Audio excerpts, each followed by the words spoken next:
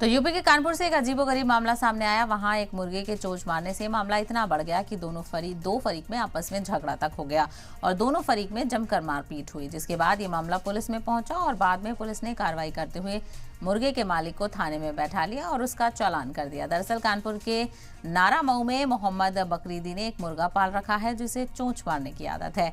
इस मुर्गे ने पड़ोस में रहने वाले इरशाद पर अपनी चोंच से हमला कर दिया और इरशाद ने जब इसकी शिकायत की तो बहस शुरू हो गई। मामले ने तूल पकड़ा और फिर दोनों पक्षों में मारपीट शुरू हो गई। मारपीट के बाद ये मामला पुलिस तक पहुंच गया। तो मामूली सा तनाजा कितना बढ़ सकता है, इस खबर से आप अंदाजा लगा सकते हैं।